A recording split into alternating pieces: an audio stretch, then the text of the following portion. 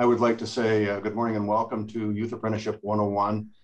This is an effort to educate potential new employer sponsors on the responsibilities and the program for youth apprenticeship here in our region, which is South Central Wisconsin.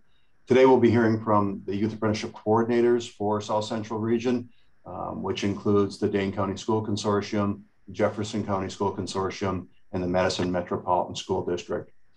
We also have coming today our our apprenticeship training representative and apprenticeship navigator to talk to you a little bit about bridging from youth apprenticeship to registered apprenticeship and how that process works, as well as employer sponsors, youth apprenticeship alumni, and our keynote speaker this morning, Matt Kuras from the University of Wisconsin Division of Extension. I would offer that youth apprenticeship is a work and learn strategy that can help you build your talent pipeline. It's a great opportunity for both the youth and the employers alike. And although you may be looking to sponsor youth in one career pathway for a certain part of your industry, you should also consider other pathways as well. There are 11, and you'll hear more about those pathways from our youth apprenticeship coordinators later today. It is a wonderful way to get the word out about career opportunities with your company for other students post-graduation that are going to be joining the workforce. And as we know, there is a real issue with attaining labor right now in this current market. Without further ado, however, I would like to introduce our keynote speaker today, Matt Kuras. Matt, I will give you the floor. And if you'd like, you can share your presentation. Great, thanks very much, Jeff. Let me just bring it up here.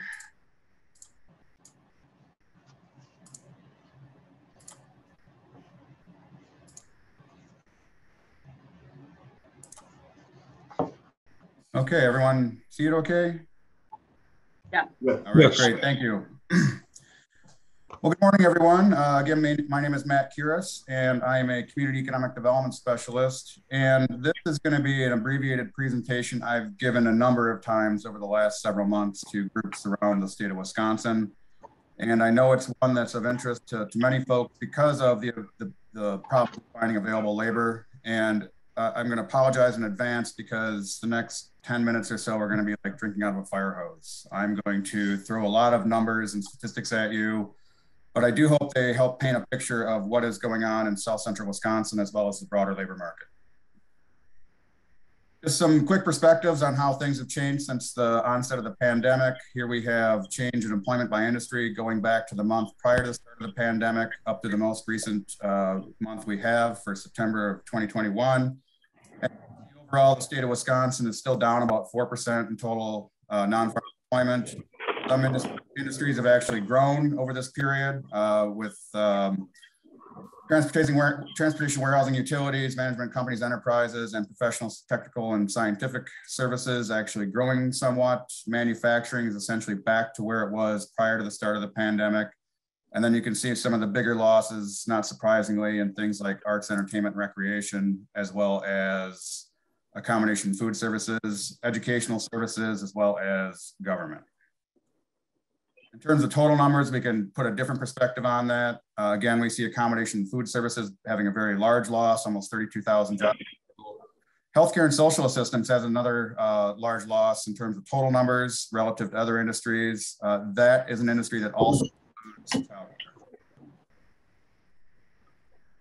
If we bring it a little closer to South Central Wisconsin and look at weekly unemployment insurance filings going back to the beginning of 2019 up through week 44 in 2021, which is the most recent data we have, you can see that we're not quite back to where we were prior to the start of the pandemic, but we're getting awfully close in terms of both weekly claims and initial claims. So again, there's still some people that are on the sidelines in terms of total numbers relative to where we were, but we are essentially back to where we were prior to the start of the pandemic in both of these measures.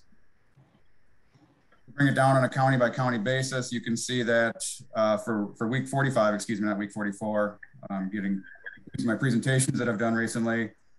You can see how much progress, again, we've made going back to the same place we were in 2020. And in some instances, if we compare it to where we are now to the same week in 2019, there are actually fewer claims in total weekly claims as well as initial claims. We see that in Marquette County, we see that in Dodge County.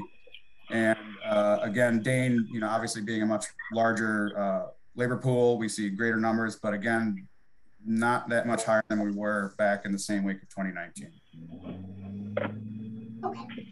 What this brings us to is what unemployment rates look like in the same month of 2019 to the same month of 2021. And you can see, yes, for the most part, we are still a bit above where we were prior to the start of the pandemic in September of 2019. In some instances, we're at the same rate. For instance, in Dodge County, Columbia County is fairly close to where it was before. Sauk is a little bit higher, primarily due to the large hospitality industry there. But again, you see that for the most part, we are below state and national averages in this part of the state.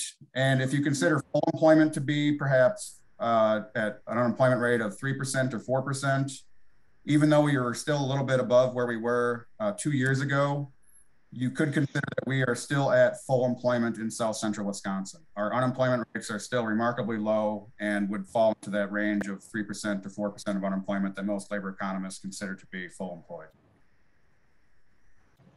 We can also think about our participation rates for different age groups. So participation rates measure the share of individuals that are either actively looking for a job without a job, or those individuals that already have a job.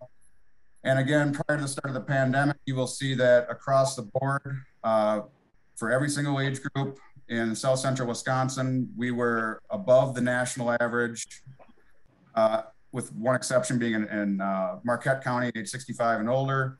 And you'll also notice that the state of Wisconsin is above national average as well. And the state of Wisconsin has one of the highest participation rates among all states in the country. So again, not a whole lot of slack in the labor market before the pandemic, and we are approaching similar conditions to where we were 2 years ago.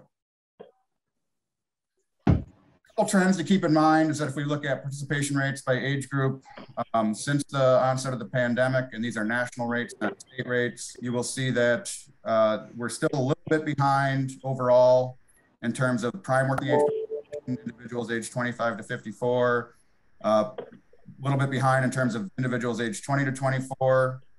You also see that the youth participation rate for age 16 to 19 is actually above where it was prior to the start of the pandemic, which is, I think, good news for a lot of individuals. But you'll also see individuals age 65 or older have dropped in terms of their participation rates and continue to remain fairly low relative to where they were prior to the start of the pandemic. And this has implications for South Central Wisconsin in a number of ways that I'll detail here in a second. One other item of note that I think is really interesting to a lot of researchers as well as a lot of employers that are out there is this idea of Great Resignation. So if you look at total quits from a given job, and people can quit for all sorts of different reasons, you can see that the total quits in the state of Wisconsin are the highest they've been in the last decade. And part of that also translates into the fact that we have some of the highest numbers of total job openings than we've had in the entire last decade.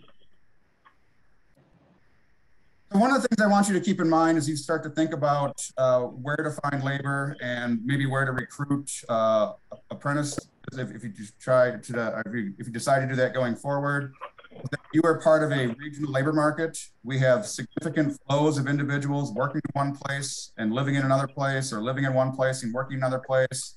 Just as an example, in Sauk County, almost half the people that work in Sauk County come from somewhere else, and half the people that live in Sauk County work somewhere else. So again, we have these giant exchanges of people moving across county lines for their places of employment, which means in terms of employers, if you're looking for individuals and you're simply looking within a county or two, or maybe your county and a couple neighboring counties, there are individuals that are willing to commute very long distances in many instances for their place of employment if it's the right opportunity. Again, moving from one county where they live versus where they work, this has grown over time. If we look at the individual counties that are the map on the left, this goes back to 2002.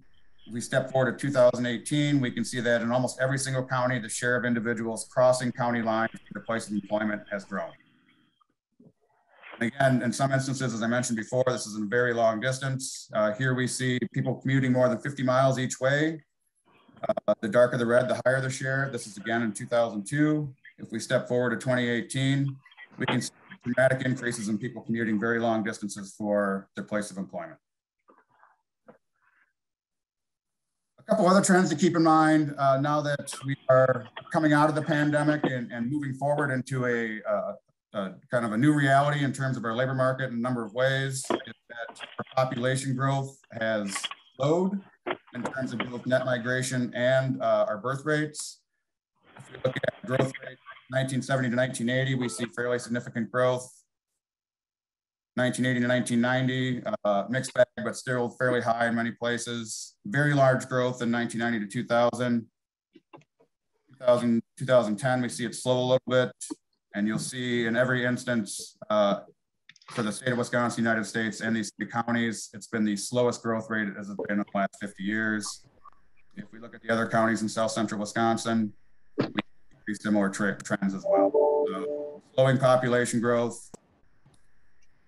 Again, this is not just happening in Southern Wisconsin, it's happening across the upper Midwest, the United States. If we look at growth rates by county from 2000 to 2010, we see strong growth in around many metropolitan areas as well as the South. Look at 2010 to 2020, we can see that those growth rates slow in many places across the country. You can also think about our age distribution and what that means going forward. If we look at individuals under the age of 15, we can see that in every instance in South Central Wisconsin, we have a lower share than the national average and the state average. Age 15 to 19, lower shares for the most part. 24, we see lower shares for the most part, with the exception being Dane County, which reflects the presence of UW-Madison for the most part. Our prime working age population, these are the individuals that are most likely to be in the labor force. Again, we have a lower share of individuals than the state or national average in all counties in South Central Wisconsin. Individuals age 55 to 64, or perhaps approaching retirement age, we can see we have a higher share of those individuals than both state and national average, the exception being Dane County. And individuals of retirement age or older, and again, you can see we have higher shares there than state and national averages. And I also say that the state of Wisconsin has one of the highest shares of any state in the country. Long story short, a lot of the problems that we're having in terms of finding labor were certainly exacerbated by the pandemic, but they started well before the pandemic. This looks at percent change in total working age population from 2010 to 2019, as well as a percent change in prime working age population, age 25 to 54, from 2010 to 2019. For total working age population, you'll see there are only 8 counties in the state of Wisconsin that grew over this period. For prime working age population, there were only 2, and one of them was Dane County. This also means that our population is growing older. If we look at the share of individuals age 65 or older, going back to 2010 and projecting out to 2030, you can see that they increase in every single county in South Central Wisconsin. And in places like Marquette County, they actually grow up to a third or more of the total population. Happening across the state of Wisconsin, share of county population age 65 and older. And you can see that as we step forward through time, the shares in many counties are growing dramatically. If we get forward to 2040, you will see that there are 45 counties in the state of Wisconsin that are projected to have at least a quarter of their population age 65 and older. This also means that the share of individuals of other age groups are projected to go down. If we look at the share of population age 15 to 24, going back to 2010 and out to 2030 projections, you can see that in most instances, they are projected to go down or plateau in the case between 2020 and 2030.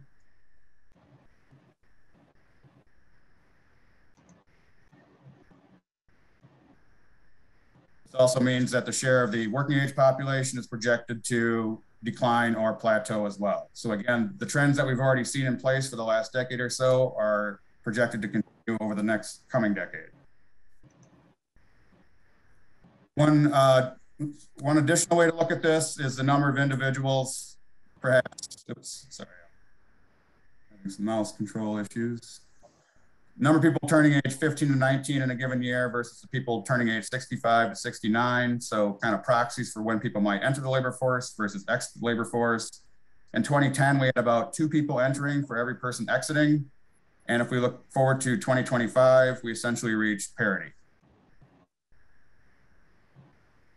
Obviously, these trends are not affecting every industry in the same way. If we look at the share of individuals age 55 and older, or perhaps approaching retirement age over the next decade or less, in the entire labor market for South Central Wisconsin, it's about 23.1%. Some industries are obviously older than others, manufacturing at 27.5, transportation warehousing at 33.5, retail trade at 24.2. And if we look at total numbers, so not just percentages, recognizing that some industries are bigger than others, we can see that in manufacturing alone, there's almost 16,000 individuals age 55 and older in South Central Wisconsin. Healthcare being number 2, educational services being number 3, and retail trade being number 4. We can also flip this and look at the individuals of younger ages within these industries. And we can see that, not surprisingly, there's a high share of employees in accommodation and food services that are of younger ages, as well as retail trade. Overall, it's about 12.2% across all sectors. But if we look at some of those industries where we're trying to get people into employment paths in industries like construction, like manufacturing, we can see that they are below average. As I mentioned, I knew that would be like drinking out of a fire hose, and I do appreciate your time this morning. My contact information is there. I'm happy to share the slide deck or answer any other questions you have either now or offline going forward. So with that, I thank you all. Thank you, Matt. We really appreciate your time this morning and you're joining us for this meeting. With that, I will resume control of said screen. And we will pick things up here. And Matt, you're more than welcome to stick around as long as you'd like, but I know that you've got another meeting to go off to, so feel free to stay with us as long as you wish. But next up, thank you. And next up, we have 3 of our employer champions. These are people that currently or in the past have sponsored youth apprentices in their institutions. So we have Tom Dwyer with Heat Tech. We have Dr. Ronnie Frederick with the University of Wisconsin-Madison National Magnetic Resonance Facility. And we have Mahanth Joshi, Superintendent, City of Madison Fleet Services Department. And I am going to be, asking them some questions this morning and we'll do a little panel Q&A. So I just have to grab my presentation. And I'm struggling with that, so forgive me. Momentarily, I am going to stop my share so I can get myself situated again.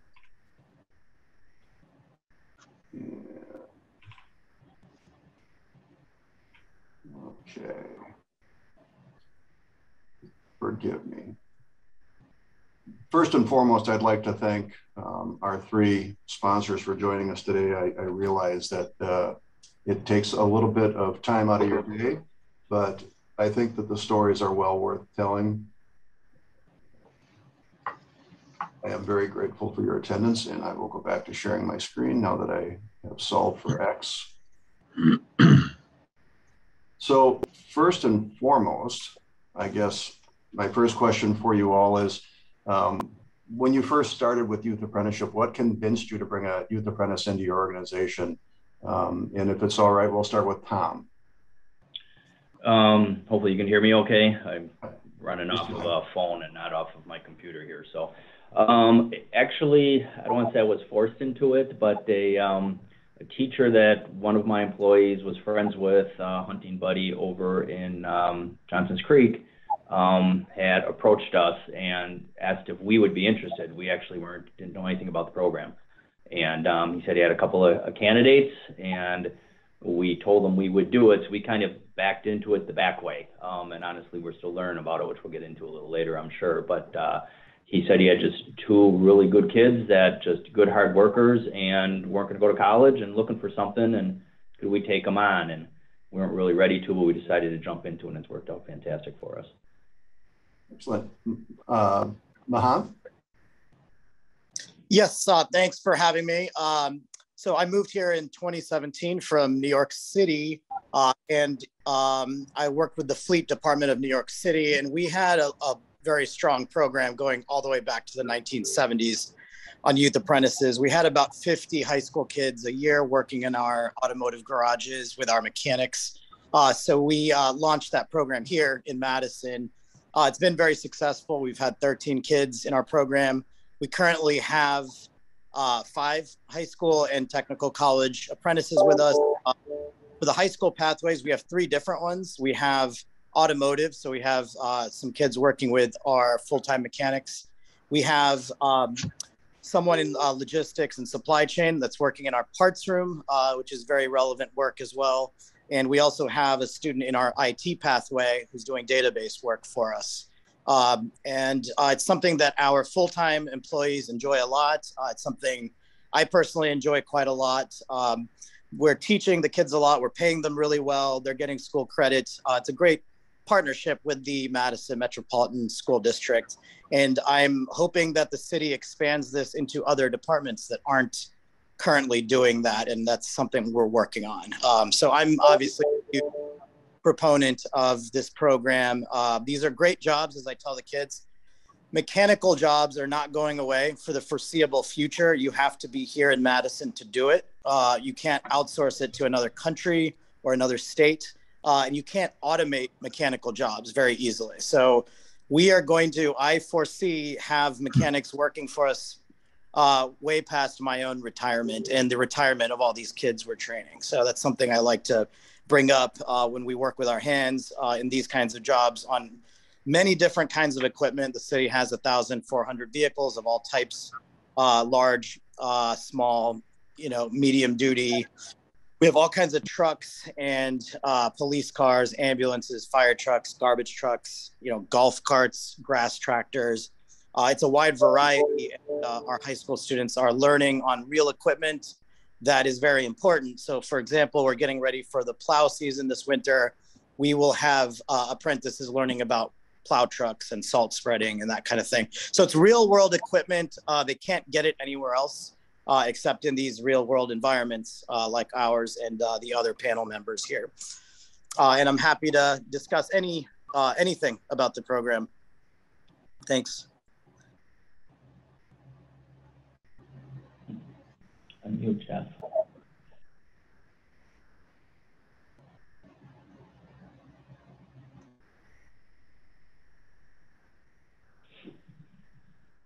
Jeff, I believe you're on mute.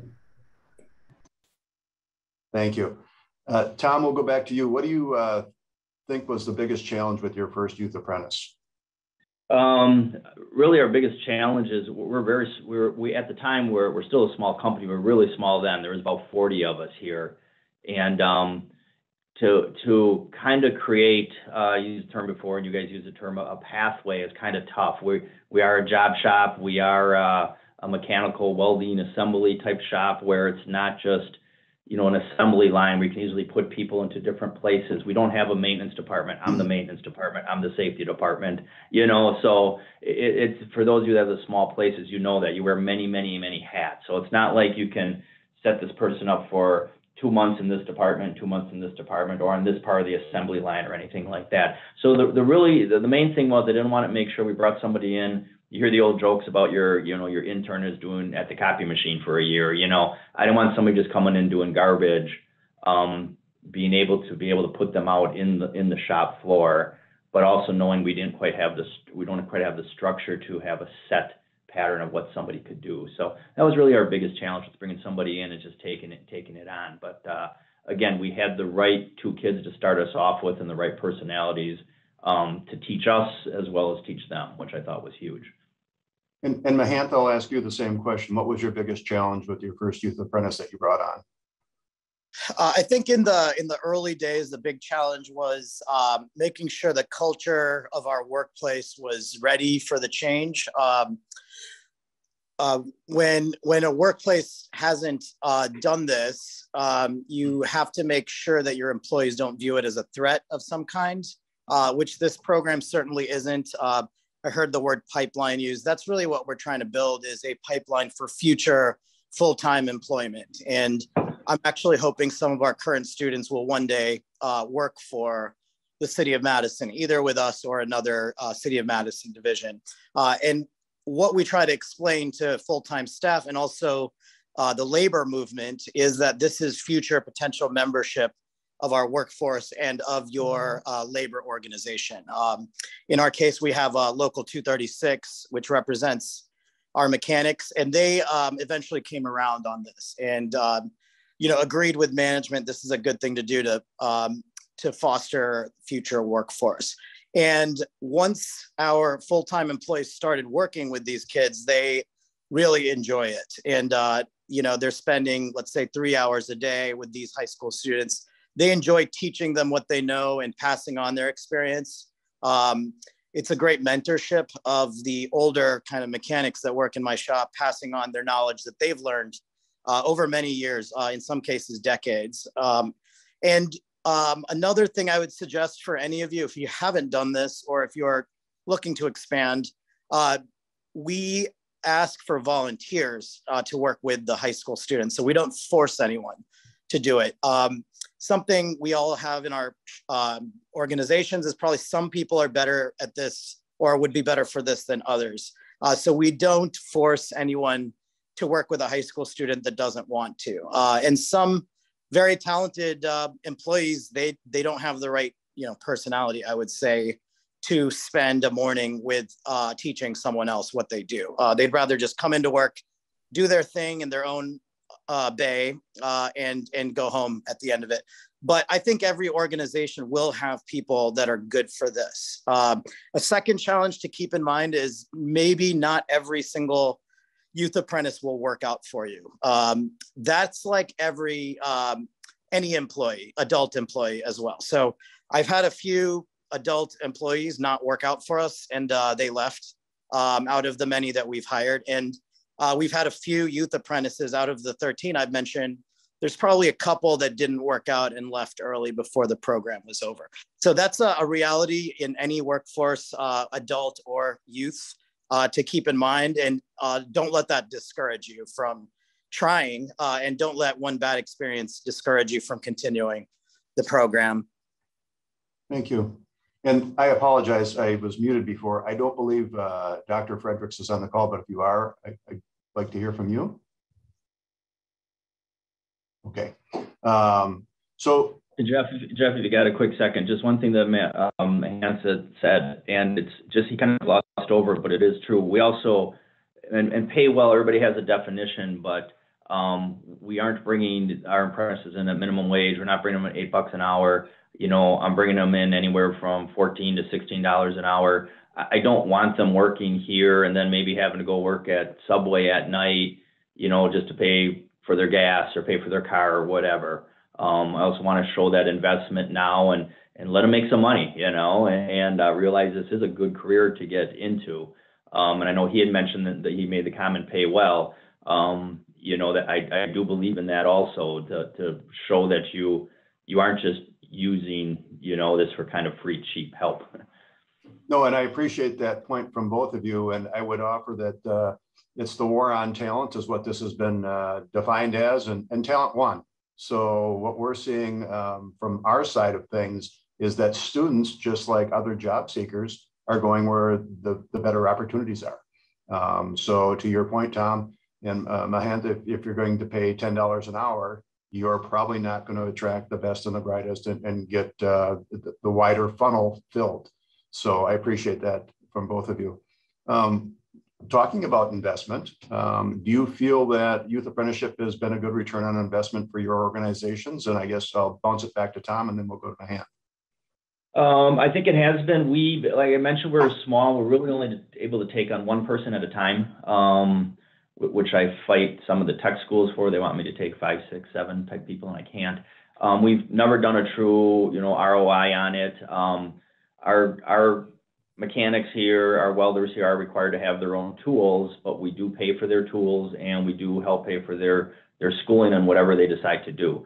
I think the investment is well worth it, the time spent. The guys on the floor, they have to train new people coming in, but I think once they get past, we get a lot of old fogies around here, get past the 18-year-olds coming in, the new terminology and everything else, I think they do have a good time teaching new kids. And you hear the complaint, nobody works like we used to when we were young, so to speak. Well, now they have that chance to pass on that work ethic, and the ones that really embrace it, I think, have a really good time with it. But the investment is worth it for us. It more really is just a time commitment, and having to make that job take a little slower because you are going to show somebody what to do. No different than training a new employee, but definitely well worth it on our end.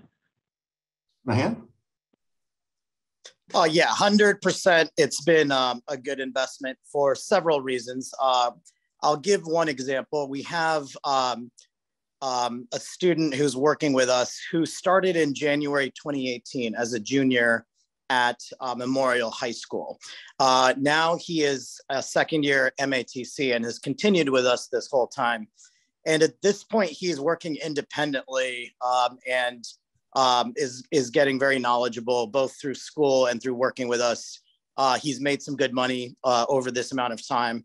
And if things go well, he graduates on time and has good attendance and grades at school, continues to have good attendance with us and performance.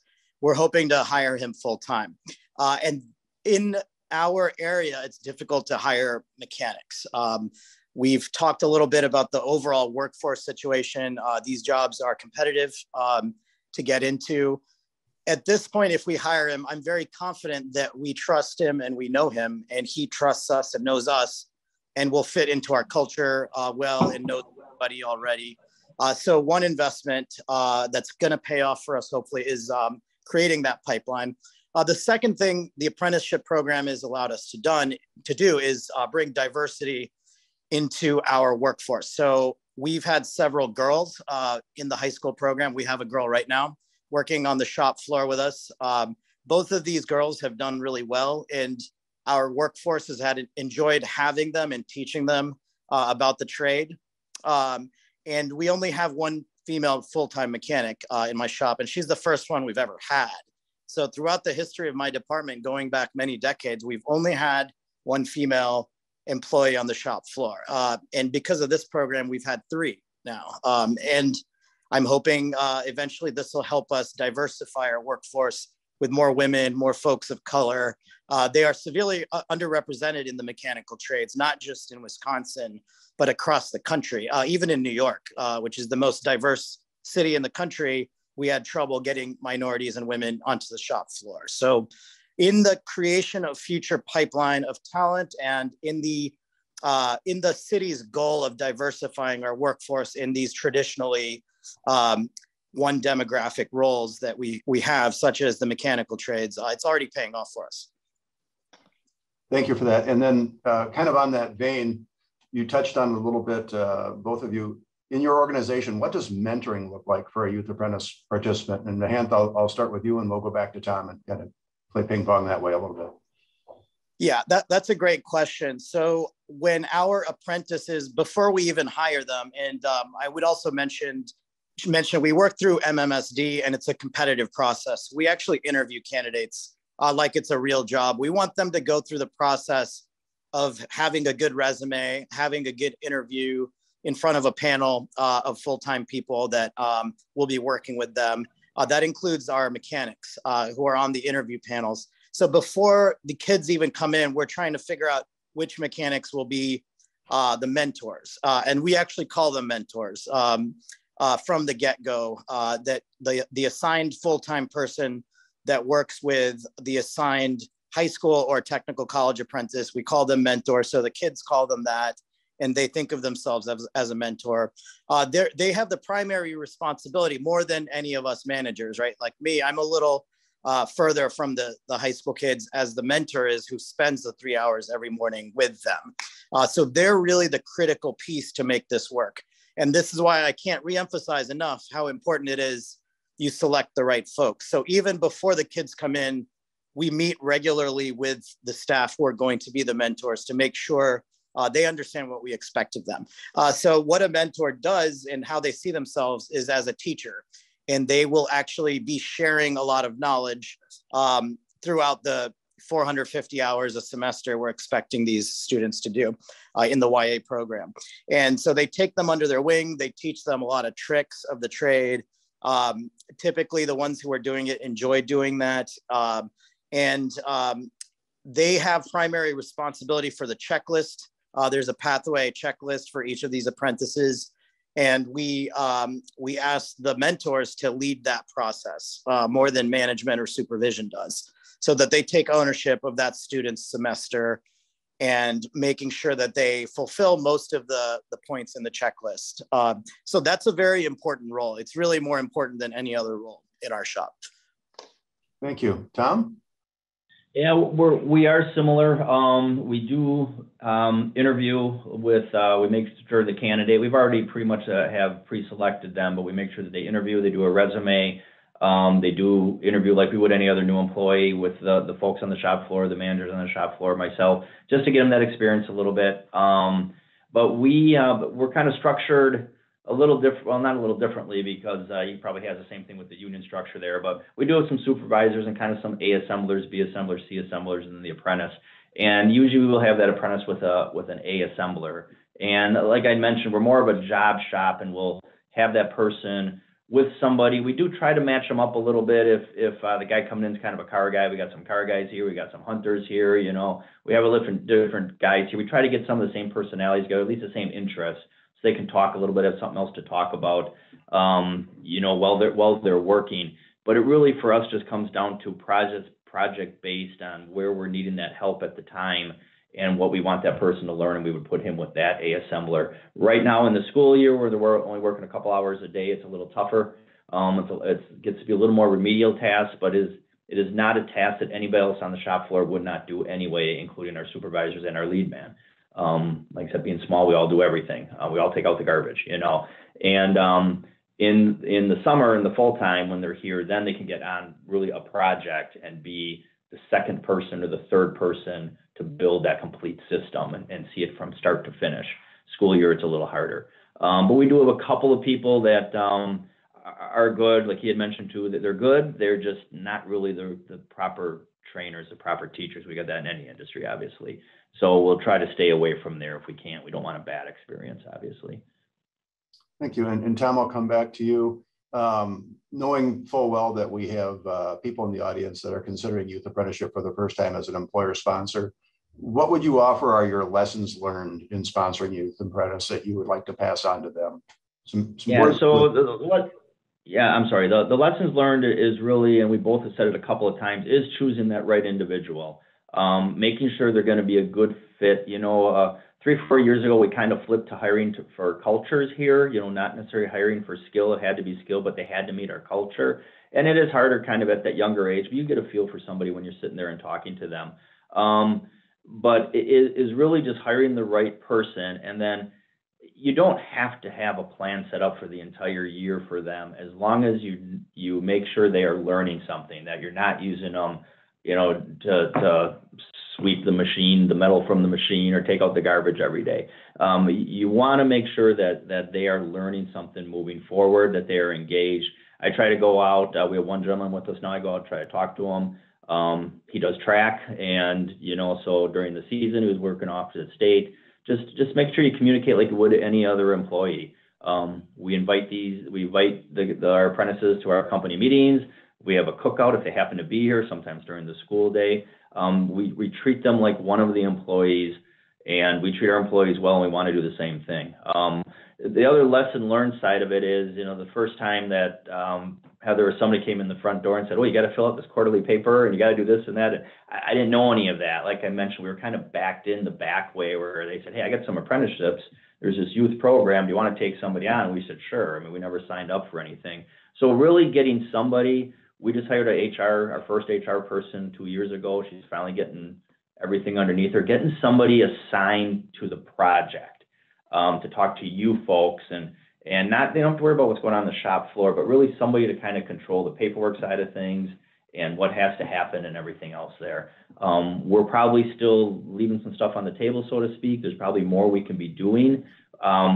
Just I don't have the time to look into it, you know, so start. Don't be afraid to start. You know, that's what we did at first, and it's turned into this. We can still really only take 1 to maybe 2 kids at a time. We can't take more than that, and that's okay. If it's 1 at a time, that's 1 at a time that hopefully you can build forward to. So really the lessons learned is just go. We've been afraid of it for so long. Just start. and you know, but do have a rough structure of a plan for the individual that you're bringing on. Thank you, Tom. Mahant? Yeah, I think an important piece of advice would be to give the program some extra attention, because these are typically teenagers or students. They're not fully developed adults. So we give them a lot of extra attention. So what does that mean? Myself and some of my senior staff meet with them regularly to see how things are going. A lot of times they'll have things going on at school or outside of school that can affect their work, that can include various things. And one of the things we're trying to teach these students is as simple as put away your cell phone. You know, a lot of the younger folks in our area or everywhere, they're attached to their cell phones and they think it's okay to bring it on the shop floor when they're working. And we try to train them in that that's not acceptable at most workplaces, and definitely not here. We have some kids who have some attendance issues, and they'll say, oh, I ran into traffic. And, you know, one of the things we're trying to teach them is you got to be on time, not just for this workplace, but for your future in anything you do. And we give them some extra attention on that. We give them a little more of a chance than I would say our full-time staff on that kind of thing. And then there's just random things that you might not think about. These kids are active on social media. And one of the things I wasn't expecting or prepared for is that we had two apprentices at the same time that got into some conflicts. They went to the same high school. They got into some social media conflicts on some kind of social media I've never even heard of. They got into some kind of fight, and there were 10 other people on the thread, carried over into the workplace. So that kind of thing is not something I've ever dealt with before, but we immediately dealt with it. And, you know, we have our kind of internal HR person. She's the administrative assistant, has worked with high school kids a lot. She is heavily involved in this. She meets with these kids regularly, and she will find out early about problems if there are any, and so we can deal with it. So a little extra attention. And then beyond our internal meetings, so we meet with the kids, we meet with the supervisors. We also do the check-ins with MMSD, with the school teacher representing that school, as well as the parents of the high school kids. So we've gotten to know all the parents over time. This has become important. It's important to know their support network outside of school or the workplace as well, to help deal with these problems. And that's something I would recommend everyone do on a regular basis. Thank you. And gentlemen, I appreciate your time and your insights very much this morning. I've got one last question and then I'll let you off the hook. Have you had success retaining youth apprentices post-graduation? And if so, how many?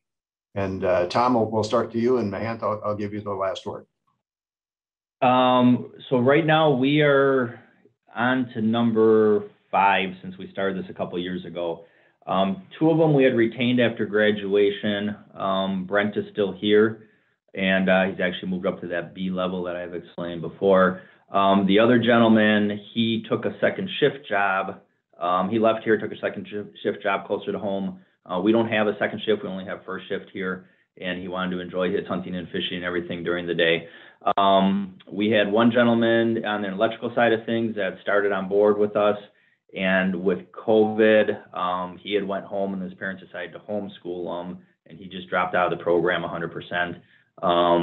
And then we have our current one in here now that's been in here just since this past summer. We generally bring them on in the junior school year, have them work full-time then over the summer. They get an idea if they like it or not, so that they have their chance to get out kind of before their senior year if they want to. That's worked out well for us. And then we have one other electrical. He is not through the program. We're just calling him an apprenticeship. He was just switching careers, and he's still working with us here. But really, we've had the 2 graduates, and we're 50% on those 2. And they were the beginning of our program a few years ago. They're the first ones. Thanks, Tom. Mahant? Yeah, so typically to get hired full-time in my division, it's competitive to get in, and typically folks will need a technical college degree. So we are on our first high school YA stayed with us and is now in at MATC, which is just up the road from our garage. And he's the only one who's stayed with us so far. But what I would say on a wider basis, the city has various programs going on for students, including a program called Wanda Fulmore. The Wanda Fulmore program is City of Madison partnership with high schools. And a number of them have gone on to become full-time staff and even managerial staff in the city over time. And that's been going on since the 1990s, a great program. We have other programs, including something called Green Power, which is the engineering department of the city. And these students are doing electrical work. They're doing solar installation, some very cool stuff, what we call green collar jobs or green tech jobs. Some of them have stayed on to become full-time. And we have other programs. There's another one called Aspire. That's for college students. A number of them have come on to be full-time city staff. So all of our divisions are doing different things around apprenticeships and internships. And there is definitely some great pipelines being formed. And what we're trying to do is formalize that, create a database of all the alumni of all these programs, and try to get them credit for applying to, when they apply to jobs, get some extra points. And that's something I'm working on with my colleagues right now. I think we're only at the very beginning of where we want to be, and things should be getting better in the coming years. Yeah, you know, just to add on to that really quick, Jeff, when you hire somebody, you hope they're going to stay with you the rest of their career, and you obviously know that's not going to be the case. People are going to move around. But if even we can introduce somebody to these skills, actually, I was an automotive mechanic for 9 years, so I know where all those guys are coming from. You know, if we can at least introduce them to those skills, and they might not be working for me, but they'll go work for another manufacturer, they'll go work out in industry, and then maybe they realize, you know, we got to bring manufacturing, we got to bring the trades back up again, and they realize now they make a career out of it, and now their next generation of kids now have their parents that are the manufacturing, the tech, the construction people, that they can basically start that again and keep that moving. I'd love to keep everybody that we run through here. I know that's not the case, but if I get them to go work in another manufacturing facility, then I think we've won. You know? Well, and Tom, you made my next point for me, so I appreciate that very much. It comes off better from you than me. But yeah, it really is about introducing the youth to the career path and getting them into the industry. The only other thing that I would add to this, other than my undying gratitude and thank you to you both for being willing to present today. I get a little chatty because I'm naturally curious, but I also want to share this good information with others. But the one opportunity that you might not be aware of is that the Bureau of Apprenticeship Standards leadership actually hosts forums for employer partners to discuss the pathways and what's being required of the youth apprenticeship in the program, right? So you have a chance to weigh in if there was a technology that was no longer in use.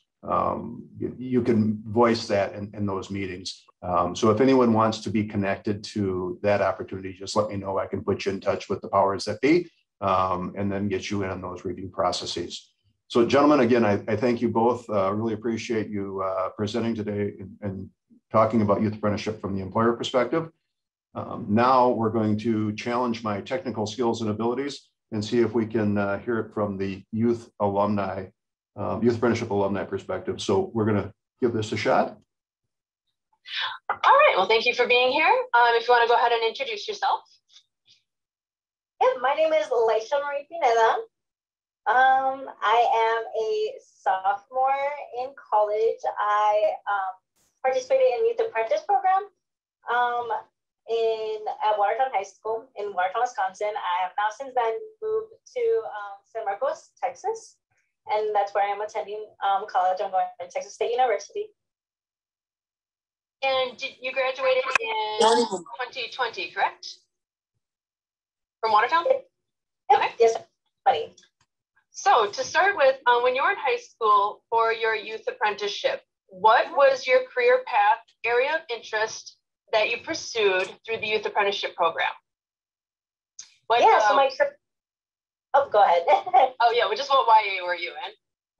Oh yes, my career path was nursing. So I was a CNA at the time, and I worked through I think it was at the time called like, I'm not sure exactly what it was called, but I definitely know it was for like CNA. I think it was health science. I think was the YA program that I was in. And yeah, that was my career path. I think the last place you worked for was Dicora. I'm not sure if it's still called that. I know they went through a couple names while I was there, but yeah, that was definitely the last place in Watertown that I worked at. Yeah. And how did you choose to get involved in the youth apprenticeship program? So yeah, my advisor for the youth apprenticeship program, I was really close with her, even from she used to be my teacher back in middle school. So I was like going in, I was really close with her, and then she like told me about this program, and I thought it was amazing because like you can network with like the real world instead of just being like in school. And I loved it. I loved the idea of it, and I'm like, I need to get into this ASAP. I'm like, where's the paperwork? So like, I was really excited. And then we just went over what company you worked with. What job paths have you had since then? Are you currently working now at somewhere when you're going to college? Yeah, so I'm working in 2 different jobs. So through that program, I did for sure, it confirmed that I love caring for others. So I am working as a CNA through a private agency here in Texas. And I'm also working in retail, kind of like to get through college as well. So like, but yeah, I'm just going through my field. When you first entered the YA program, were you considering college, or did you have a career plan when you started your apprenticeship? Yeah, so I was definitely considering college. I definitely knew that that's what the path I wanted to take. As for my career path, it has not changed, but just more my general idea has changed. I do still want to be a nurse, whether it be ER, trauma nurse, or a cosmetic nurse. I'm still kind of I don't know yet, but I definitely know I want to be a nurse. That's awesome. What is the biggest takeaway you've had from youth apprenticeship? Yeah, so my biggest takeaway is definitely being able to network and make those connections. Because in the long run, I definitely use those connections even now, getting into like jobs in my field. I can always contact like my old managers, be like, hey, so like, could you like be a reference? Always, they're more than happy to. And I love that about being like when I was in the youth apprenticeship program, I made those connections such at a young age that connections. And how did the YA impact your career progression? Do you think it helped you like to get into the college field, to get the jobs you currently have? Yeah, I definitely feel like it helped me a lot just because with my experience, it did help me with my jobs, and with those references, I could definitely like my coworkers could vouch for me like on how I was as an employee and stuff like that, whereas like being in the program. And even in the university, like having like that takeaway of those stories, like of the connections and the like experiences that I've had with the program, like I can like put that in my stories, like for my essays to get into my university, and like they'll see that I've like done those things. Yeah. Yeah, that's that you have, especially the connections, that you have all these resources you can rely on. Exactly. How has the youth apprenticeship influence your career, and how did your mentor in your jobs and youth apprenticeship kind of influence you? How have they helped you out, and how are they to lean on? Yeah, so they definitely helped me out by like not really pushing me in a negative way, but pushing me to like do what I want to do, be like in the career field. And kind of like I know there was times where I was kind of like struggling, and I was like, oh my god, is this even the field for me? But like being in that program, I was like, yes, like this is like, even my coworkers, my mentors were like, "Oh, this is for you. Like, you're definitely like, I can see it in you." And I'm like, they could see it in me when I couldn't see it at that time. And I love that because like, if I didn't have them, I don't know if I would be in my career path right now. So would you say that's probably a great aspect if somebody were to say to their employer, "Hey, I need you to be a mentor"? Is that a good thing to have? That they're encouraging, they're understanding. Yes, I definitely agree. So say no, some employers are gonna be like, well, like you're young, like why do we want to have you with us? But I definitely feel like it's great, especially like with like our new like generation coming up. Like I feel like a lot of people, a lot of like kids or like teens want to get that foot like in the doorway. Like they want to have that experience. And I just think like it's really good that like employers should definitely take on younger people. Then what are the biggest challenges you had in your youth apprenticeship? Yeah, so I don't think I had huge challenges with the program. It was more personal. It was definitely like I said, challenges where I'd be like, I would second guess myself, like, am I in the right program? Am I like in this for the right reasons? But like I said, with the whole my mentors, my coworkers, like at the time, they were definitely like, oh my God, like no, like you're okay, like you're doing good. Because I would definitely see like a difference, like a bunch of my other like people that I had to work with, or like my mentors were older and I'm like younger, and I'm like, oh my goodness, like I feel I'm experienced. But working in what I did, or like being in that program, I definitely like they were very comforting and warming. And I was nervous. I should have opened up a little more. So it was just a personal challenge where I feel like I should have been more like calm about it. I was definitely stressed out. I'm like, oh my goodness, like, yeah. What advice would you give to any business that is not currently a youth apprenticeship employer? What advice would you give them to encourage them to become a youth apprenticeship employer? How do you think youth apprenticeship would benefit them? Yeah, I definitely feel like I would encourage it a lot. Like I said, like with like people coming in, like wanting to get that foot in the doorway, like they're gonna have more people like experience it in a way through the program, which would then turn into like long-term like employees potentially. And I feel like it's definitely good, like kind of like to spread out your like business and get more people to work for you and turn more customers or whatever. Yeah. Yeah, you think the word of mouth kind of thing. Hey, I worked at this place as a YA. You should try it too, kind of, networking kind of thing. For sure, yeah. And then pretty much the last question, if you would had to change anything about your youth apprenticeship experience, what would it be if you had it to do all over again? Honestly, I had such a great time. If anything, it would be to even like open up even more from early on and not be so like shy with everybody that like I worked with through the YA program. I feel like if I definitely would open up a lot more, those can like really come a little faster. I definitely would have had like more like better experience instead of being just shy, kind of just like shutting myself out. Actually, one more question I just thought of. As far as your YA, now you had to take classes in school to count towards that. Did you take those? What classes were you able to take in school towards that? Yeah, so I was able to take through the health sciences. I was able to take I can't remember what the class was actually called, but I know it was through it was obviously through my high school. It was called like health exploration, something like that. But they would also like take us out into like the field of like the hospital and kind of like looking and kind of help me out through that journey. So when I could take that through the YA program and I could use those experiences and skills that I learned through there and take it through work. All right. Did you have any other thoughts or anything else you'd like to talk about your YA and recommend to businesses that are considering, or?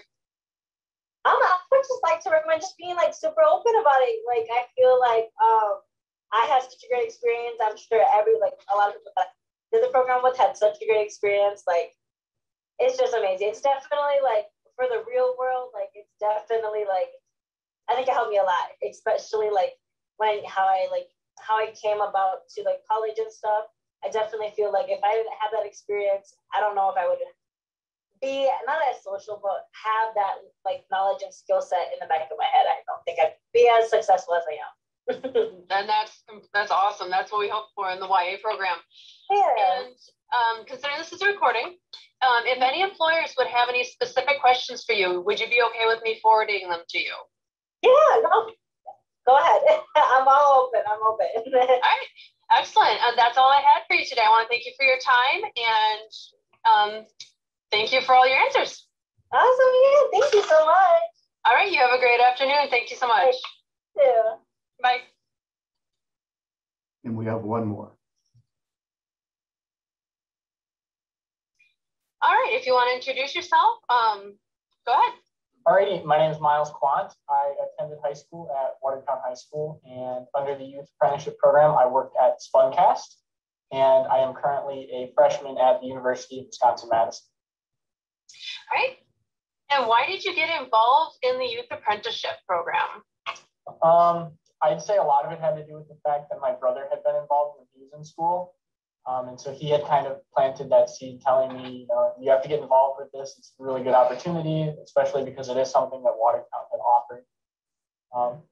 And at the time I was looking for work, I wanted to make a little money while in school. So I figured that was the best way to do it. So.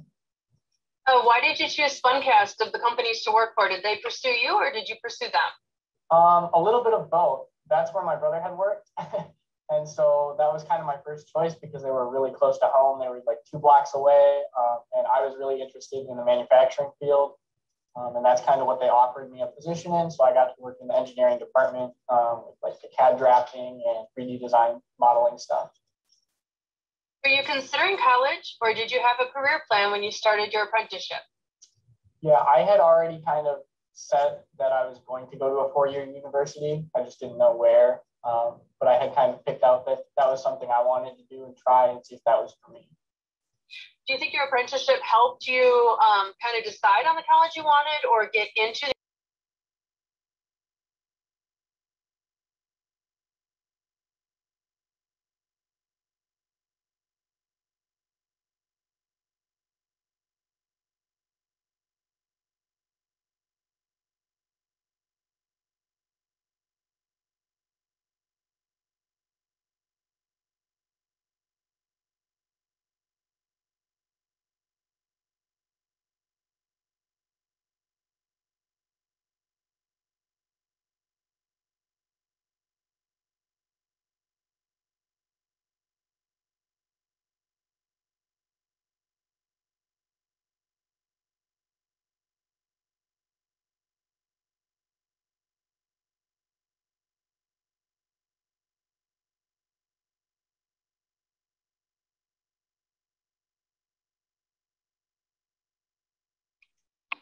Jeff, you muted the video. You have to unmute yourself. Schedule's extremely busy, but why don't you let businesses know what everything is going on with you?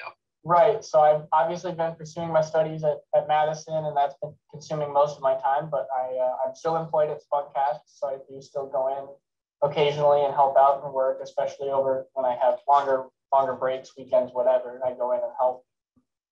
And I am also an alumni at my high school Skills USA chapter. So I go and help advise the high school chapter with the super mileage cars or the electrifying cars, things like that. Did you help Jesse Domer with his car this year? Yes. Yep. Yeah, I was on the Project 4014 last year when we designed that car. So I like to go back and help out the kids working on it this year.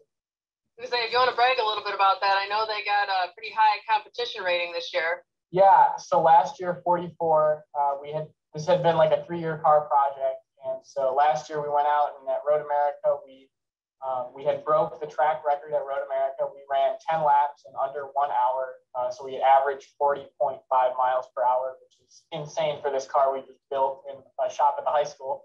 And the whole goal of this car was to break the Midwest record, which was currently set at 43 miles in 1 hour.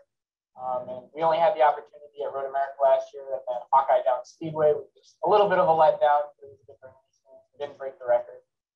But this year up at La Crosse, the kids took the car and put a new motor in it, and they went and ran 49 miles in 1 hour. And so they unofficially broke the state record and the Midwest record. But La Crosse is not technically a sanctioned like state event.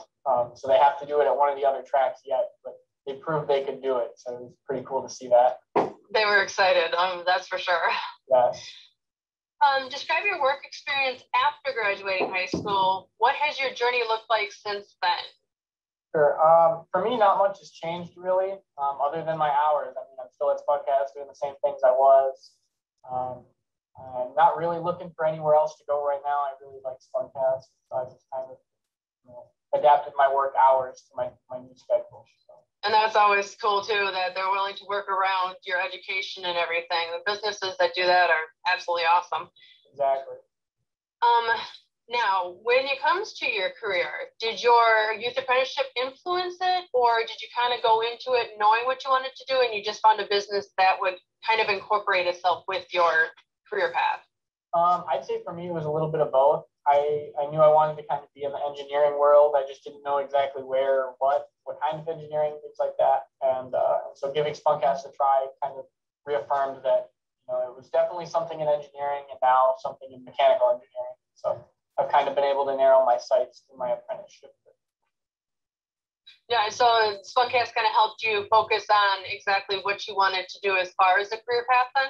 Yeah, for sure. I know that I don't want to just sit in an office all day. I want to be able to, you know, I like being at the desk environment, but I also like being able to go out in the shop and work on something out there too, and be, you know, back and forth between a couple of different things, not just sitting at a desk all day. So, what challenges did you have as a youth apprentice? Adapting to the new environment. For me, it was really different than school or anything I had experienced before. I hadn't really worked in an office environment. So it's definitely just the adapting process there for me, and getting used to that. It was more relaxed than you would think for like an office, you know, it wasn't what I expected it to be, I guess. So. Feel your mentor really helped you with that transition period? They were very willing to help you out and guide you and train you on everything? Yeah, definitely. Andy, my boss, he was always super cool, super flexible with my hours, always willing to make a change whenever I needed to for school or sports or any extracurriculars I had. And so I really appreciated that. I mean, it was just crazy cool that they were that flexible for me. I couldn't believe it, to be honest. What advice would you give any business considering becoming a youth apprenticeship sponsor? I think they need to try it out. Whether, you know, they take on an apprentice and whether they like them or not, it's good that they took on somebody, because the more businesses that take on youth apprentices, the more youth apprentices are circulating around.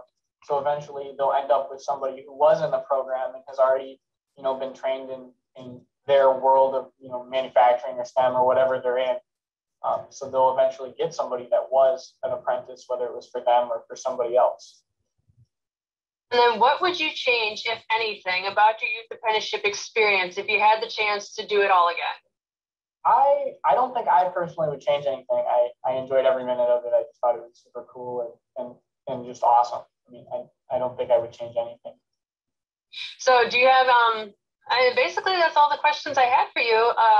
Unfortunately, due to the fact that it's a recording, we can't have businesses ask you any questions. Would you be open to, if businesses had any questions, that I could give out your email address and they could email it to you? Yeah, of course. That'd be great. All right. Did you have any other thoughts or want to share anything else about your apprenticeship? No, I think that covered most of it. All right. Well, thank you for your time. I really appreciate it. And again, appreciate you being in the program and your support and volunteering to work with us today. Awesome. Thank you so much. All right. Thank you. Have a great afternoon. You too. And my apologies for muting myself. I didn't realize it would have that impact, but I appreciate both of our youth apprenticeship alumni and their, their comments and thoughts for you all today. With that, we are going to move along to Heather Jaswowski, who you just heard moderating most of that, and she will be sharing with you some insights about the Youth Apprenticeship Program. So just one moment, I'll bring that up.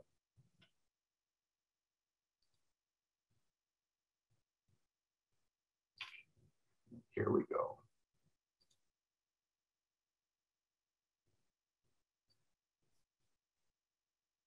Heather?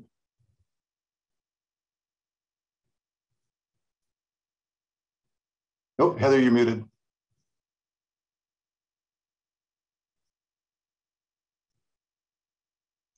There we go. In essence of time, I'm going to try to make this as short and respectful as possible to your time. So when it comes to the youth apprenticeship, typically schools like to brag about their AP tests, their ACT scores, and college entrance results. But did you know that we send almost 70% of our high school graduates to a four-year college, but only a third of them actually graduate from the institution they attend? There's a program that helps students graduate college at a rate of almost double of the national average, the Youth Apprenticeship Program. Students who join college after participating in a YA have a clearer understanding of what they want to accomplish and better goals in mind. Therefore, when they go into Like you just saw from our student speakers, our alumni speakers, they went into the college program knowing what they wanted to do in college. They didn't just go for just going. They went with a career pathway in mind, and therefore it's more beneficial for them in that aspect. As you can see, we're in our 30th year. We're employer-driven. We have employer-driven training. And most of the training comes from inside the business. We have 11 cluster areas. It aligns academic and career preparation, and student participants can join for 1 or 2 years. There we go. This is our new flyer this year. The DWD has been working hard to get out new advertisement for the Youth Apprenticeship Program.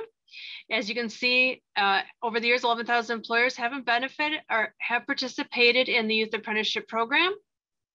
And if you'd like any of these flyers for your own business, you just have to let us know. We can get these out to you. Otherwise, down here, more information, ya.wisconsin.gov. Who becomes a youth apprentice? Junior or senior high school must be 16 years old. Now, when it comes to 16-year-olds, at the end of a student's sophomore year, once they graduate from their sophomore year, they are technically considered a junior. So as long as they're 16 years old, in that summer, they can be hired into the Youth Apprenticeship Program. So as soon as if you have a participant, you can get them in right away. Students have to complete the YA application process. So they send in what's known as an employee training agreement to their instructors or their coordinators, and that comes into me or any other regional coordinator, and we get them enrolled with the state. Students have a detailed career plan with prerequisite courses. So to graduate from the YA, get their certification, they must be taking classes that align with their chosen pathway at school. This is more than a job for them. This is teaching them how to work in the workaday world, how to become a better person, how to understand what they are passionate about, to encourage them to explore and find what they want to do in life. Enrolled in a concurrent related instruction, again, that's just the coursework that goes along with their pathway, and typically that also comes with certifications. Student will complete 450 hours of paid occupational work experience or 900 hours for a level 2. So that breaks down to roughly 10 to 15 hours a week. That can be gotten anytime. A lot of our students get most of their hours in the summer. Role of the employer or employer expectations. The employer will interview the YA applicant like any other employee.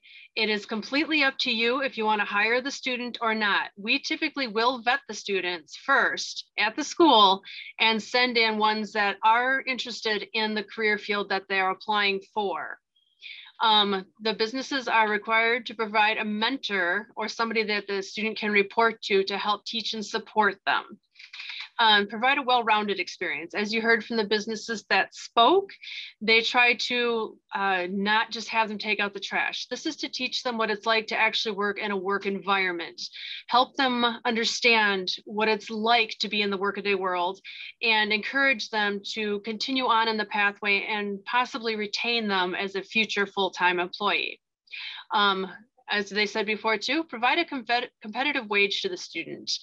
A lot of the wages have gotten quite a bit higher this year, and that's how you're going to get the ones that really a lot of times want to work in this field, or you're going to get the best of the best.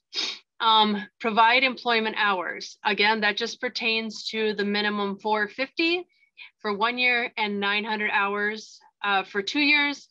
And like I said, that breaks down about 10 to 15 hours a week, and that can be gotten weekends, summer, however you want to break it down to fit the students' needs. Because again, these are still students. They still have lives as high schoolers and teenagers. So they might have sports and they might be only able to work weekends. So however that works around that, that's great. You can move on to the next one. All right, so we have, I gotta catch myself up here.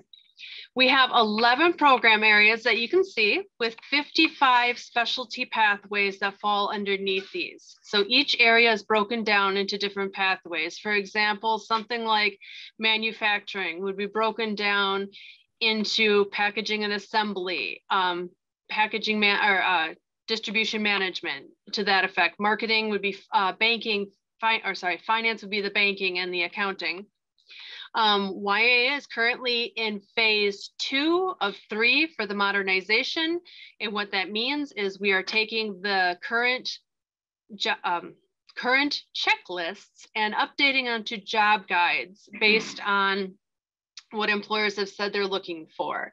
The other thing with the YA employment pathways is that we want to encourage businesses to look at is, say you're a manufacturing company, you might also have pathways in transportation or finance or something to that effect. It's thinking outside of the box of just because we have welders in our company, well, do we have a billing department too?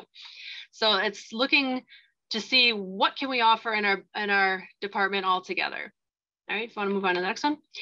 So employer participation over the years, as you can see, we have from 2012, 2013, all the way up to the current year we're in, which is incomplete data as of right now.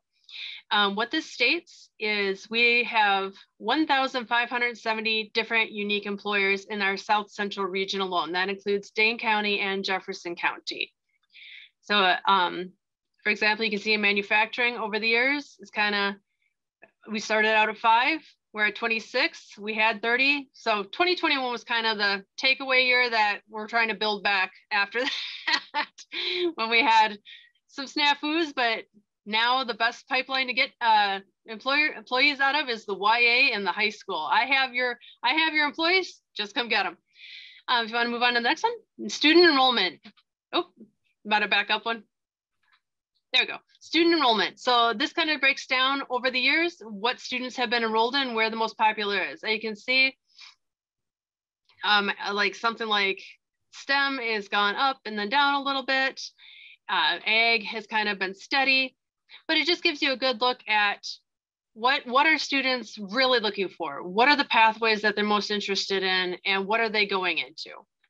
All right, if you want to skip on to the next one. All right, so this is just a sample of one of our new job guides. What this is for maybe some of you that have seen them before as checklists, this is just going now into, you can see under competency and rating criteria, you'll see a number, and then below that you'll see bullet points. Now these bullet points basically just represent how can we get to that first one?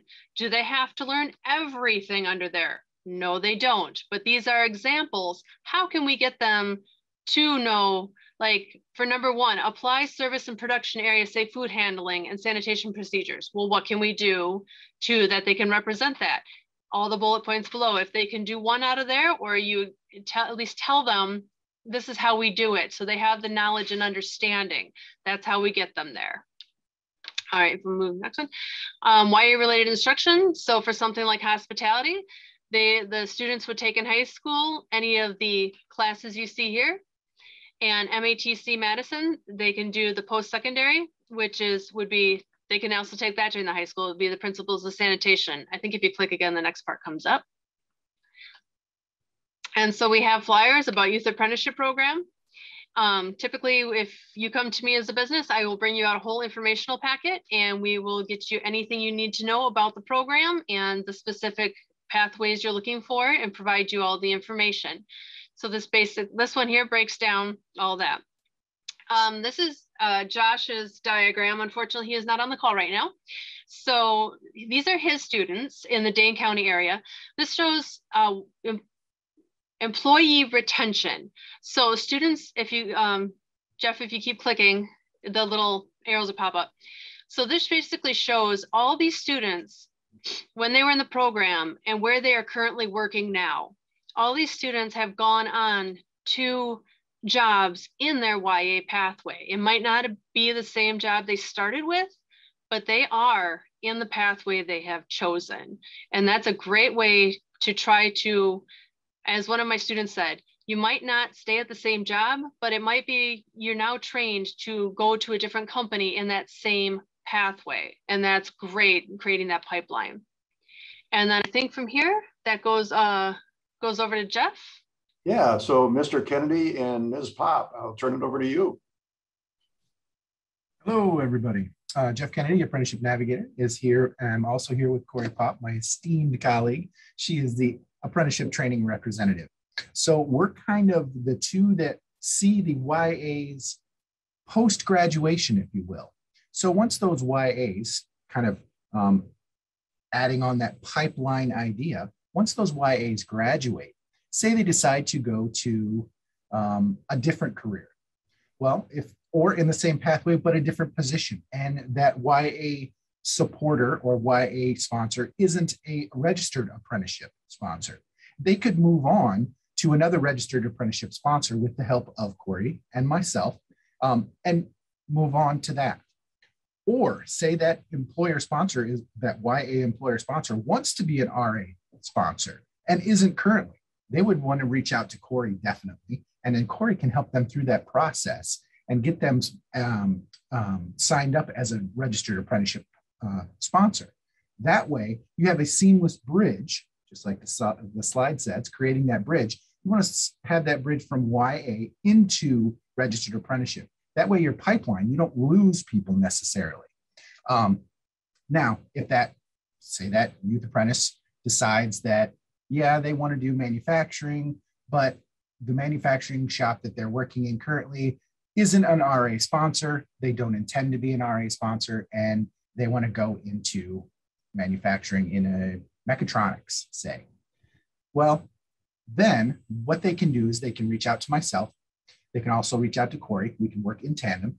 And what we can do is we can help that apprentice, that youth apprentice graduate, get into an RA and get all the information.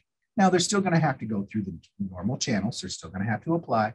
They're still going to have to go through probably a pre-apprenticeship program at that particular employer, and then work themselves up to a registered apprenticeship. They probably won't necessarily be signed up as a registered apprenticeship or a registered apprenticeship position immediately.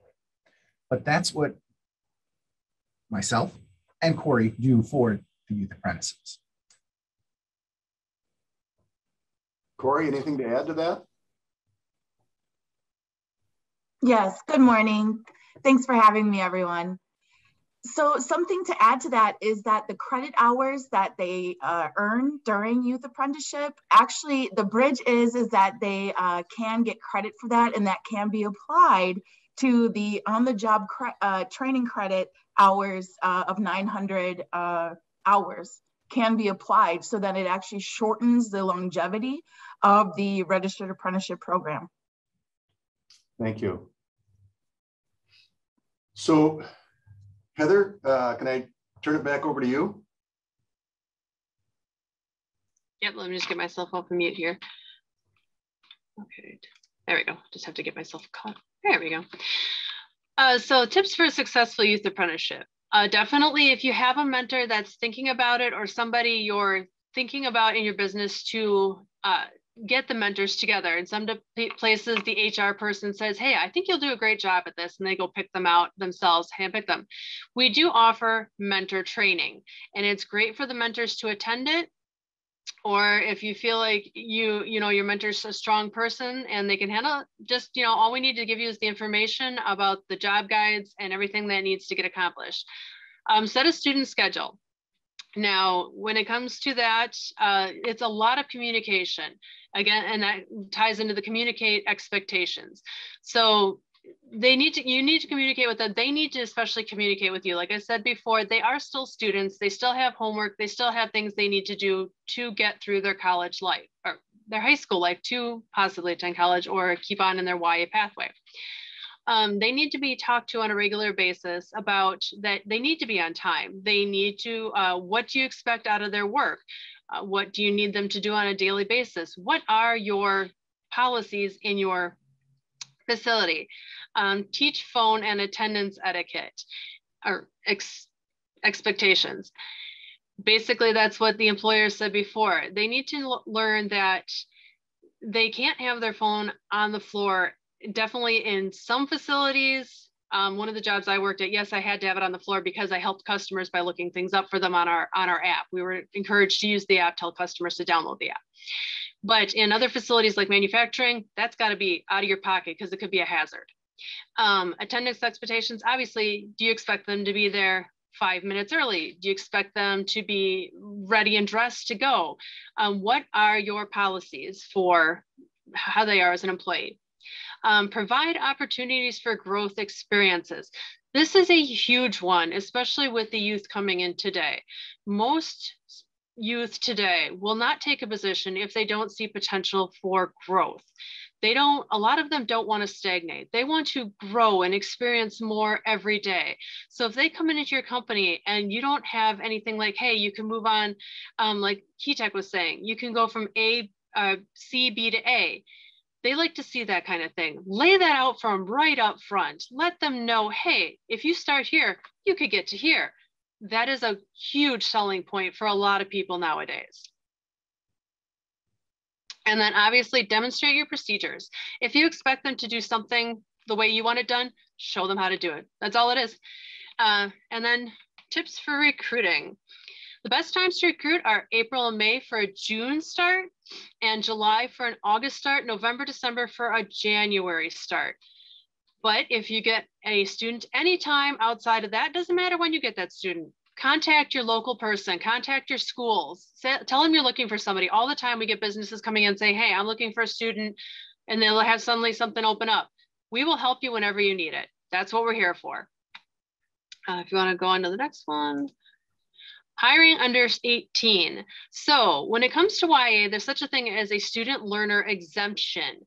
So as you can see from this sheet, and I even hand out a document that's way more in depth than this. This is just your basic document. When it comes to YA, as long as you have their employee training agreement on file that says they're a YA student, you are covered for that student as a learner to use tools that a normal 16-year-old employee wouldn't be allowed to use. So if you have any questions on that, we have other people that you can contact. I think it's Matt Kurz is our other person that I usually take questions to for that. All right, if you want to click on to the next one. Oh. Try this again. I think he had a video popped in there because this was originally, originally Josh's part. He might have had a video in there. Okay, so as you can see here, when it comes to the YA South Central Consortium, here are our contacts. Josh Fassel is the Dane County. Myself is Jefferson County. Mitch is MMSD. Jeff is WD. I'm sorry, Mitch and Annie. I apologize. Mitch and Annie are MMSD. And Jeff, he is WDA. And Jeff Kennedy, who you spoke before, is for the RA and the Apprenticeship Navigator. Oh, sorry, it's Matt White, Jeff. Yep, okay. All right, Jeff, if you have anything else? No, that is it. Thank you all. We had an hour and a half scheduled and we've managed to use it all. If you have questions, you all have my contact information as well as the contact information that you saw on the screen. Please feel free to reach out to us. We would love to extend the conversation and assist you with using apprenticeship as a work and learn strategy to expand your labor pipelines. So I would like to thank all of those who presented today. With 0 time remaining on the clock, I'll skip names, but you know who you are, and I'm very, very grateful. And thank all the participant employer potential sponsors for joining us today as well. But with that, I will let you go, and thank you very much for attending today.